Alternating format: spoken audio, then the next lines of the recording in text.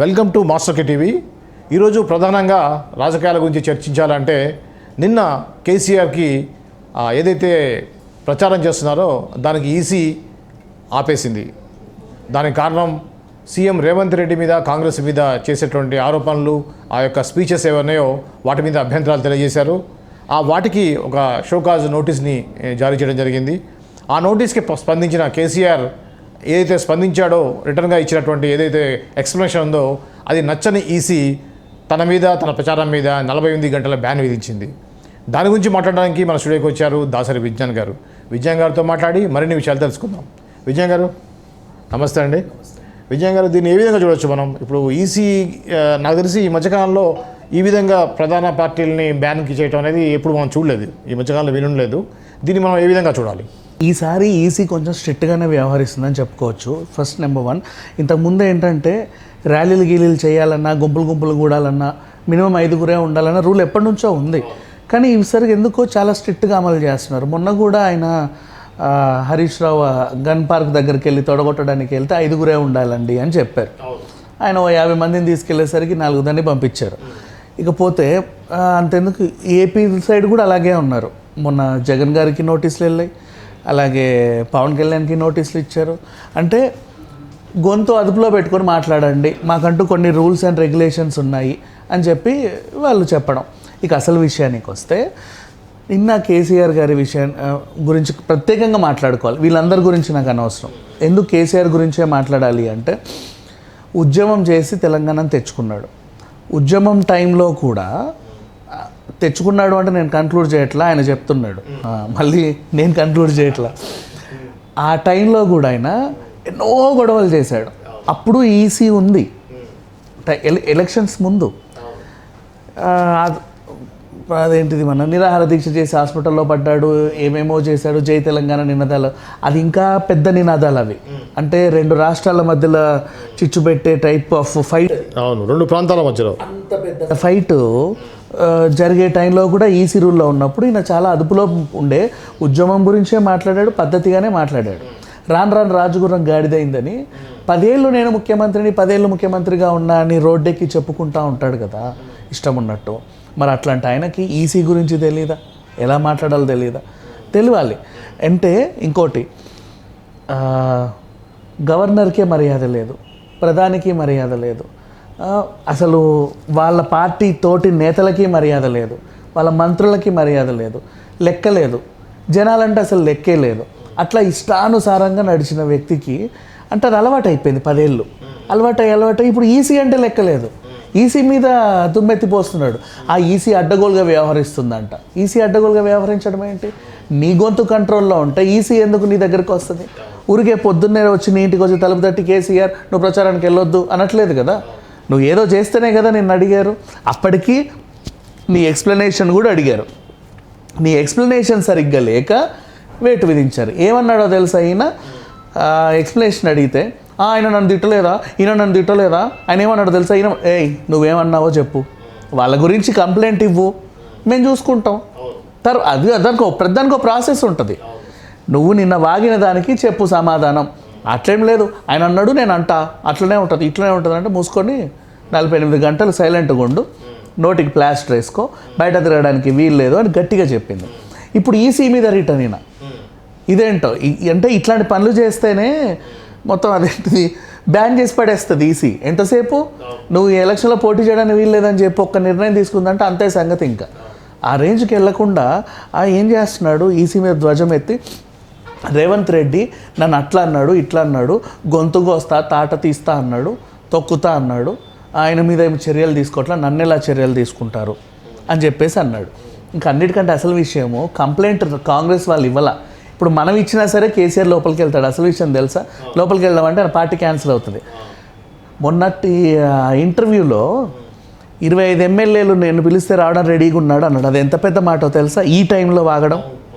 EC రూల్లో election ముందు campaign చేసుకుంటూ పక్క పార్టీ నుంచి 25 ఎమ్మెల్యేలు నా దగ్గరకు వస్తారు, నాకు ఫోన్లు చేశారని చెప్పడం చాలా పెద్ద నేరం ఈసీ కంట్రోల్లో ఉండగా. దాన్ని అసలు ఎవరు పట్టించుకోవాలి యాక్చువల్ చెప్పాలంటే. మనము పట్టించుకోవాలంటే ఎవరు కంప్లైంట్ చేయలే కాబట్టి. ఇప్పుడు కంప్లైంట్ వచ్చింది కాబట్టి చెప్తున్నా. ఇప్పుడు నువ్వు దీని నుంచి బయటపడ్డా మళ్ళీ ఆ వీడియో బయటపెట్టి చూడండి ఈసీ గారు ఇలా జరిగింది అని ఈసీ ఆఫీస్కి వెళ్ళి చెబితే శుభ్రంగా క్యాన్సిల్ చేసి పడేస్తారు. అయితే నేను గమనించింది ఏంటంటే తెలంగాణ రాకముందు తెలంగాణ ఉద్యమం ఏదైతే చేశారో ఉద్యమం టైంలో అధికారం వాళ్ళ చేతిలో లేదు, తెలంగాణ రాష్ట్రం కావాలని చెప్పేసి ఫైట్ చేశారు. ఉమ్మడి రాష్ట్రం అప్పుడు ఇష్టానుసారంగా మాట్లాడారు. తర్వాత ఎప్పుడైతే అప్పుడు నాది ఉద్యమ పార్టీ ఇది అన్నాడు. ఉద్యమం నుంచి ఎప్పుడైతే రాజకీయ పార్టీగా మారిందో ఇది ఫక్తు రాజకీయ పార్టీ రాజకీయాలు చేస్తా అన్నాడు. ఎగ్జాక్ట్లీ అప్పుడు నిజంగా పద్ధతిగానే కొట్లాడిండండి. ఓకే, ఇప్పుడు మళ్ళీ అధికారం పోయేసరికి మళ్ళీ ఉద్యమం పార్టీ లాగా మాట్లాడుతున్నాడేమో, అగ్రెసివ్గా మాట్లాడుతున్నాడేమో అనిపిస్తుంది. దాని మీద మీ కామెంట్ ఏంటి? అప్పుడు ఉన్న ఉద్యమము సంకల్పము ఇప్పుడు లేదు. మధ్యలో ఈగో పొగరు అన్నీ అటాచ్ అయ్యాయి. అది చెప్పారు రాను రాజగుర్రం కేసీఆర్ అయింది అన్నట్టు. ఏమైందంటే అక్కడ అప్పుడు మన ఉద్యోగాలు మనకు కావాలి, మన ల్యాండ్ ఇది మనది, ఇది మన రాష్ట్రం, మనల్ని అందరు దోచుకుంటున్నారు, అలా చేస్తున్నారు ఇలా చేస్తున్నారని వ్యాఖ్యలు చేశాడు. ఆ టైంలో అది కొంచెం జనాల్లో కూడా బాగా పెద్ద ఎత్తున ఉండేసరికి మద్దతు. సరే, లా అండ్ ఆర్డర్ సమస్య చాలా పెద్ద సమస్య. అటు ఉస్మాన్ యూనివర్సిటీ విద్యార్థులు గొడవలు కానివ్వండి, రాళ్లతో కొట్లాడుకోవడం, ఇంకోవైపు కరీంనగర్లో కానీ వరంగల్లో కానీ ఇంకా మొత్తం పెద్ద పెద్ద ఎత్తున గొడవలు అవుతున్న టైంలో ఈయనకు చెల్లింది. ఇప్పుడు ఈయన తప్ప ఈయన తరఫున కొట్లాడడానికి ఎవరు లేరు, ఈయన కొడుకు తప్ప. మహా అయితే ఏదో కొన్ని రోజులు ఉన్న పాపానికి హరీష్ రావు గురించి ప్రత్యేకంగా మాట్లాడుకోవచ్చు. ఎందుకంటే బీఆర్ఎస్కి గతి లేదని తెలిస్తే ఆయన కొత్త పార్టీ పెడతాడు, అది పెద్ద విషయం కాదు. లేదా వేరే పార్టీలో వేరే పార్టీలో చేరే అవకాశం లేదు. వీళ్ళైతే కొత్త పార్టీ పెట్టుకొని ఇంకో కొత్త తెలంగాణ ప్రాంతీయ పార్టీ వస్తుంది. వీళ్ళని తొక్కేసో వీళ్ళని చేర్చుకున్నా ఏదో చేస్తాడు. ఆయన గురించి తర్వాత మాట్లాడదాం. ఇంకా అసలు విషయానికి వస్తే కేసీఆర్ నిజంగా చెప్పాలి అంటే గొంతు అదుపులో ఉండట్లే ఈయనకి ఇష్టం. ఇప్పుడు మేడిగడ్డ బ్యారేజ్ ఉంది. ఆ రోజు మనం మళ్ళీ మాట్లాడితే అంటే మాట్లాడిన ప్రతిసారి అయిన మాటలు ఎందుకు తీయాల్సి వస్తుందంటే నువ్వు మాటలు పద్ధతిగా లేవని పదే గుర్తు చేయడానికి. రీజన్ మీ అందరినీ ఇక్కడ నుంచి మేడిగడ్డ గ్యారేజ్ దాకా పండబెట్టి తొక్కుకుంటా పోతా అన్న ఇట్లాంటి వ్యాఖ్యలు చేయొద్దండి. అసలు నువ్వు ఎప్పుడన్నా మాట్లాడుకో, కానీ ఇలా మాట్లాడొద్దు. లేదా నీ తరఫున నీ ఛానళ్ళల్లో ఎవరినన్నా కూర్చోబెట్టి మాట్లాడించుకో, లేకపోతే నీ కార్యకర్తలతో మాట్లాడించుకో ఎక్కడైనా, లేదా మీ సోషల్ మీడియా పోస్టులు పెట్టుకోండి. కానీ నువ్వు మాట్లాడకూడదు అలాంటి పెద్ద మాటలన్నీ కూడా. సో ఇవన్నీ మర్చిపోయి ఆయన నువ్వు విమర్శ చేయి. ఏమన్నావు? పద్ధతిగా చేసే విమర్శ ఏంటో తెలుసా? వీళ్ళు నిజంగా చెప్పాలంటే క్యూట్గా 6 గ్యారెంటీలు అమలు అవ్వట్లేదు చెప్పు. పద్ధతిగానే ఉంది. నువ్వు అలా కొట్లాడు, వాళ్ళు కూడా దానికి సమాధానం చెప్పుకుంటారు. ఉచిత బస్సు ఇచ్చారు, కాకపోతే ఏంటంటే దీనివల్ల మహిళలకు న్యాయం జరిగింది కానీ ఆటో రిక్షా కార్మికులకు అన్యాయం జరిగింది, పాపం వాళ్ళు ఆత్మహత్యలు చేసుకుంటున్నారని ఈయన వాదిస్తున్నాడు. మేబీ అట్లా పోరాడు, పద్ధతిగానే ఉంది. నెక్స్ట్ ఇంకేమన్నాడు? తులం బంగారం ఇస్తా అన్నారు, వీళ్ళు ఇవ్వట్లేదు. రైతు బంధు ఇస్తా అన్నారు, ఇవ్వట్లేదు. డబ్బులు పడతాయన్నాయి, పడట్లేదు. ఇవన్నీ చెప్పు. ఈరోజు రేపు వాళ్ళు చేసుకుంటారు. అది ప్రజలకు ఉన్న అండర్స్టాండింగ్, గవర్నమెంట్కి ఉన్న అండర్స్టాండింగ్, దాని తోడు మీ ఫైటింగ్ కలిస్తే ఏదో కొలిక్కి వస్తుంది, బాగుంటుంది. ఇది ఎలక్షన్ ప్రచారం చేయాల్సిన పద్ధతి. అంతేగాని మెడలు అంచుతా, వాడిని నరాలు పీకుతా, మెడ కొరికి ఇట్లా పడేస్తా, ఏంటది? మనిషివా గాడిదివా ఇంకేమన్నావా అర్థం కావట్లా. నిజంగా ఆ రకంగా మాట్లాడేసరికంటే 10 ఏళ్ళు ఒక నియంతని చూశాడు తనలో తానే. తనకు తెలియని తాను ఒక నియంత అయ్యాడు. హీ నెవర్ ఎక్స్పెక్టెడ్ నేను ఇలా అవుతాను అని. అనుకోకుండా ఒక చిన్న సెంటిమెంట్ని అడ్డం పెట్టుకొని అన్ఎక్స్పెక్టెడ్గా రాష్ట్రం విడిపోవడం, వైఎస్ రాజశేఖర్ రెడ్డి గారిని మహామహులు చనిపోవడం వల్ల ఇంకెవరు అంటే ఆ పొజిషన్ని చేపట్టలేని వాళ్ళు ఉండడం ఈయనకు అదృష్టం వరించింది. ఇప్పుడు నిజంగా వైఎస్ గారు బతుకుంటే ఈయన ఈ జన్మకైనా ముఖ్యమంత్రి అయ్యేవాడా? ఈ జన్మకు కూడా అయ్యేవాడు కాదు, అలాగే ఉండేవాడు. అనుకోకుండా కలిసి వచ్చింది. దానికి తోడు ఆ తెలంగాణ విద్యార్థులందరూ కూడా మన తెలంగాణ అని ప్రచారం చేయడం వల్ల ఈయన ఏదో అయ్యాడు. అయిన తర్వాత దోచుకోవడం స్టార్ట్ చేసి 10 ఏళ్ళు అసలు మీడియాని తొక్కేశాడు. ఈయనని అపోజ్గా మాట్లాడే గొంతుల్ని తొక్కేశాడు. ఈయనకు అపోజ్గా మాట్లాడే ముఖ్యమంత్రి స్థాయి వ్యక్తుల్ని కూడా అరెస్టులు చేయించారు ఇష్టం ఉన్నట్టు. మనుషుల్ని గొడ్లు లాక్కెళ్ళినట్టు కార్లలో లాక్కెళ్ళాడు. ఇంట్లోంచి బయటికి వేస్తే పో అని చెప్పి తలుపులేసాడు. అర్ధరాత్రి ఇంటికి వచ్చి అరెస్టులు చేశాడు. పనికిమాలిన కేసులన్నీ పెట్టి జైల్లో వేయించాడు. ఇన్ని రాజకార్యాలన్నీ చేశాడు. ఫోన్ ట్యాపింగ్లు చేశాడు. చెయ్యని పని అంటూ లేదు. పక్క రాష్ట్ర ముఖ్యమంత్రులతో అడ్డదిడ్డమైన దందాలు చేశాడు. అవునా? ఇన్ని చేసేసరికి ఇప్పుడు జనాలకు తెలిసి వచ్చిన తర్వాత ఆ నియంతకి ఒక్కసారిగా డౌన్ఫాల్ ఎదురైంది. అయితే ఉచ్చ స్థితిని చూసిన మనిషి నీచ స్థితికి వచ్చేసరికి చెడింది. ఇప్పుడు ఏం మాట్లాడుతున్నాడో ఏం చేస్తున్నాడు. అదే మొన్న కోమటిరెడ్డి వెంకటరెడ్డి కూడా అదే అన్నారు కదా, కూతురు జైల్లో ఉంటే కొద్దిగా మెంటల్ ఎక్కినట్టుంది, మెంటల్గా మాట్లాడుతున్నాడు అనేది. బిడ్డ జైల్లో ఉంటే ఎవరికైనా బాధ ఉంటుంది. అది నువ్వు ముఖ్యమంత్రే కాకపోవచ్చు, లేకపోతే సామాన్య రైతే కానీ ఎవరికైనా బాధ ఉంటుంది. ఏదో కేసు నీ తప్పు చేసిందో లేదో తర్వాత సంగతి. నీ ఇంటి బిడ్డ, ఆడబిడ్డ జైల్లో ఉంది, రోజు బయట తిరుగుతున్న 10 మంది వేలెత్తి చూపిస్తున్నారు, నవ్వుతున్నారు, మాట్లాడుకుంటున్నారు, రోజు న్యూస్లలో వస్తుంది. ఇన్ని మనము మాట్లాడుకున్నాం. విమర్శ చేస్తున్నాడు, లిక్కర్ దందా అంటున్నారు. లిక్కర్ కవిత అయిపోయింది, పేరు కూడా లిక్కర్ కవిత అంటున్నారు. అసలు ఈమెనే పెద్ద తాగుబోతు అని కూడా మాట్లాడుతున్నారు. ఇంత నీచంగా మాట్లాడుతున్నా కూడా ఒక తండ్రికి ఒక బాధ ఉంటుంది, ఆవేదన ఉంటుంది. ఆ ఆవేదనని నువ్వు జనాల్లో చూపించి ఒక్క కంటతడి పెట్టు, నీకు ఎంత సానుభూతి వస్తుంది.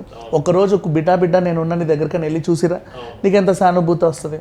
అక్కడికి పోవు, ఇక్కడ ఆమె గురించి మాట్లాడవు, నీకు అసలు బాధ ఉందా లేదా నీ కంట్లో మొహంలో మొన్న ఒక ప్రముఖ ఛానల్లో ఇంటర్వ్యూ ఇచ్చేటప్పుడు తనేం తప్పు చేయలేదు అనే వరకు కూడా జనాలందరూ కూడా కేసీఆర్ కూడా ఆమె దోషం నమ్ముతున్నాడు అనుకున్నారు. ఎందుకంటే అది ఆమె మాట్లాడింది లేదు, ఢిల్లీ పోయి ఆమె చూసింది లేదు, ములాఖాత్ వెళ్ళి కలిసింది లేదు. ఇవన్నీ చూసి జనాలు అంటే ఖచ్చితంగా కవిత తప్పు చేసింది కాబట్టి కేసీఆర్ పోవట్లేదు అని జనాల్లో ప్రొజెక్ట్ అయింది కదా. ఆ పిల్లకి కూడా తోడబుట్టిన అన్న వచ్చాడు, మొగుడు వచ్చాడు, అమ్మ వచ్చింది, నాన్న రాకపోతే ఎట్లుంటుంది? జనాలు ఏం మాట్లాడుకుంటారు అనుకోరా ఏంటి? అనుకుంటున్నాం కదా ప్రతిరోజు. ఇవన్నీ పక్కన పెట్టి ఎంతసేపు రోడ్డు ఎక్కి మురిగి ఏం చేద్దామని, ఎవరిని సాధిద్దామని? ఏం లాభం లేదు కదా. ఆల్రెడీ పతనం స్టార్ట్ అయింది. జస్ట్ ఫ్రాక్షన్ ఆఫ్ సెకండ్ నిన్నే అల్లోలి ఇంద్రకరణ్ రెడ్డి గారు కూడా పార్టీ వీడారు. ఆయన ఎందుకు పార్టీ వీడారు? సరే, ఆయన వెళ్ళిపోవడము రావడం ఆయన ఇష్టం. వై? బికాస్ ఆయన కాంగ్రెస్ కంచుకోట నుంచే వచ్చాడు. వైఎస్ గారు ఉన్నప్పుడు నిర్మల్ నుంచి పోటీ చేసి, ఈ నిర్మల్ కంచుకోట అయింది ఎప్పటి నుంచో, ఎన్నిసార్లు గెలిచాడు. ఆ తర్వాత అడ్డీ శ్రీనివాసరావు గారు కానీ వాళ్ళంతా ఉన్నప్పుడు ఆయన మంచి పొజిషన్లో ఉన్నారు వాళ్ళు. సో ఇప్పుడు ఆయన మళ్ళీ ఏమో పాపం గడిగేసుకొని వాళ్ళ పార్టీ నుంచి ఆయన వెళ్ళిపోయాడు. అట్లా అంతకుముందే ఈ ఇంటర్వ్యూకి ముందే 4-5 పోయారు మహామహా తలకాయలు. ఇప్పుడు ఉన్నోళ్ళు కూడా పోతున్నారు. నీ దగ్గర ఉన్నోళ్ళని నువ్వు కాపాడుకోవడం లేదు. నిన్ను చూసి అందరు అసహించుకొని ఈసడించుకొని వెళ్ళిపోతున్నారు. అయినా సరే నీలో మార్పు రాకపోతే ఎలా? ఒక్కసారన్నా ప్రక్షాళన చేసి, అవునండి ఏదో జరిగింది, సంథింగ్ హ్యాపెండ్, మేము దాన్ని మళ్ళీ తీర్చిదిద్దుకుంటాం, ప్రజలు మీకు మేము ఉంటాం, మనది ప్రాంతీయ పార్టీ, ఇవన్నీ జాతీయ పార్టీలు, మీకు నేను తప్ప ఇంకెవరు లేను, నన్ను మీరు అర్థం చేసుకుంటే మిమ్మల్ని నేను అర్థం చేసుకుంటా, 2 మెట్లు దిగొచ్చి నువ్వు 1-2 మంచి మళ్ళీ ఇప్పుడన్నా చెయ్యి. అవును, అంటే కేటీఆర్ కూడా అన్నారు ఏంటంటే ఈసారి ప్రజలు మనని ఓడించలేదు, మనమే మనం ఓడించుకున్నాం అన్నారు. ఎగ్జాక్ట్లీ. అండ్ నెక్స్ట్ ఇంకోటి, సిట్టింగ్ ఎమ్మెల్యేలందరికీ సీట్లు ఇచ్చావు, అసంతృప్తి ఉందా లేదా పట్టించుకు చావలా, ఎవడు ఏం రాజకార్యాలు చేశాడో నీకు అనవసరం. నన్ను రేపు చేశారండి, నన్ను లైంగిక వాడుకున్నాడన్న ఒక ఎమ్మెల్యే మీద ఒక అమ్మాయి ఇంటింటికి గడపకు బొట్టు పెట్టి చెప్తుంది, నీకెక్కదు. ఇంకొక అదేంటిది జస్ట్ సర్పంచ్ వచ్చి ఎమ్మెల్యే నా జాకెట్ చింపాడండి అంటది, ఎవడికి పట్టదు, వీళ్ళకి పట్టవు. ఇంకొకడు వచ్చి భూదందా చేస్తున్నాడండి మా ఎమ్మెల్యే అంటాడు, పట్టవు. రైతు బంధుని మింగుతున్నాడండి మా ఎమ్మెల్యే అంటావు, పట్టవు. ఏం పట్టవు నీకు. అయినా సరే వాళ్ళకి ఏదో ఇచ్చక సీట్లు గెలవండి అని చెప్పి సీట్లు ఇచ్చేసావు, ఏదో ఫ్రీ ఇచ్చేసినట్టు, నీ సొమ్ము ఏదో రాసిచ్చినట్టు. ఖచ్చితంగా ఓవర్ కాన్ఫిడెన్స్ కేసీఆర్ బొమ్మ చూసి వేసేస్తారు, ఎమ్మెల్యేలు ఏముందని అనుకున్నాడు. అండ్ ఆ మంత్రులకే నీ మొహం కనబడి చావట్లేదు, ఇంకా జనాలకు ఎప్పుడు కనిపిస్తావు నువ్వు? మంత్రులకే కనబడట్లేదు. కడియం శ్రీహరి గారు అంత పెద్ద మంత్రి, సీనియర్ మంత్రి, ఆయన మొన్న చెప్పాలా, నేను ఆయన కదా అంత అందరి కంప్లైంట్ ఇదే కదా. ప్రతిభలో మమ్మల్ని నీచంగా చూస్తాడు, గేట్ దగ్గర రానియడు, మమ్మల్ని అట్లా చేస్తాడు ఇట్లా చేస్తాడు. అదేంటో అయిందే. ఆయన సభ పెడితే మాత్రం వీళ్ళందరూ కావాలి కుర్చీలలో కూర్చోడానికి, అపియరెన్స్కి ఇట్లా జస్ట్ అపియరెన్స్ అయిపోయినా అంతే. ఇంకా అసలు కనీసం సెండ్ ఆఫ్ అన్న చెప్తాడో లేదో తెలియదు. నేను మహామహుల్ని చూసా. ఇప్పుడు అంతెందుకు పెద్ద పెద్ద వాళ్ళు, ఇప్పుడు ఇండియా కూటమి ఉంది, అందరు మహామహులే, అందులో మమత పెద్ద పెద్ద వాళ్ళందరూ ఉన్నారు. వాళ్ళు కూడా అక్కడికి వచ్చినప్పుడు అందరూ ఒకరినొకరు ఆలింగనం చేసుకొని పలకరించుకొని పోతారు. పెడమొహం పెడితే ఎవడేమనుకుంటాడో అని. నువ్వు నీ సొంత అంటే సంబంధం లేని పార్టీలోనే కూటమిగా చేయనప్పుడు, చేతులు కలిపినప్పుడు నీ సొంత పార్టీ వాళ్ళకి నువ్వు ఇంకెంత ఫ్రీగా ఉండాలి, ఎంత హ్యాపీగా ఉండాలి. వాళ్ళందరినీ పలకరిస్తే వాళ్ళకి ఎంత సంతోషం. సార్ నన్ను గుర్తుపెట్టుకున్నాడు, ఈసారి నెక్స్ట్ కూడా నాకే సీట్ ఇస్తాడు, వాడికి ఆనందం. ఇంకా బాగా పనిచేస్తాడు, నీ గురించి పొగుడుతాడు. నువ్వు సార్ ఇట్లా చూడగానే సార్ నమస్తానంగా చూసి చూడకుండా నువ్వు పోతే సో ఈయనది అట్లే ఉంటుంది, ఏమీ చేయడు ఇంకా ఆయన. ఇత్తడి సీట్లు అవుతా లేకపోతే వేరే పార్టీకి పోదాం పో, అట్లుంది వాళ్ళ మైండ్ సెట్. అలాగే తయారయ్యారు, ఈయన అలాగే చేశాడు, వాళ్ళు అలాగే వెళ్ళిపోయారు. ఇప్పుడు ఆల్రెడీ ఈసీ ఏదైతే 48 గంటల బ్యాన్ విధించిందో, ఇది అసలే బీఆర్ఎస్ పార్టీకి 1-2 సీట్లు వస్తాయనే పరిస్థితిలో కేసీఆర్ బస్సు యాత్ర చేస్తూ ప్రచారంలో ముందుకెళ్తున్న టైంలో 48 గంటలు అనేది చాలా ఇంపాక్ట్ చూపిస్తాం అనుకుంటా. ఇంపాక్ట్ చూపిస్తుంది. మహబూబాబాద్లో ఉండగా ఈ పరిణామం చెంది మహబూబాబాద్లో ఇప్పుడు ఆయన ఏం చెప్పాడంటే, దీన్ని ప్రత్యేక జిల్లా చేశాను నేను, ఇప్పుడు రేవంత్ రెడ్డి వచ్చి మీ జిల్లాని క్యాన్సిల్ చేస్తుండు, మీకు నేను అక్కడ ఏదో ఆ కెనాల్ కట్టించా, మీకు నీళ్ళు వచ్చాయి, ఇప్పుడు ఆయనకి నీళ్లు రావట్లేదు చూడు, మీకు అది చేసా ఆయన అది చేయట్లేదు, మీకు ఇది చేసా ఆయన అది చేయట్లేదు, ఇప్పుడు సరే 48 గంటలు వీళ్ళు ఈసీ బ్యాన్ చేస్తే ఏమైందని మళ్ళీ కార్యకర్తలు రెచ్చగొట్టాడు. 96 గంటలు నిర్విరామంగా పనిచేస్తారు మా వాళ్ళు, మొత్తం పొద్దున్న లేచినప్పటి నుంచి రాత్రి 96 గంటలు అదే పనిగా పనిచేస్తారంట. ఏం పని చేస్తారో మరి వీళ్ళు తెలియదు.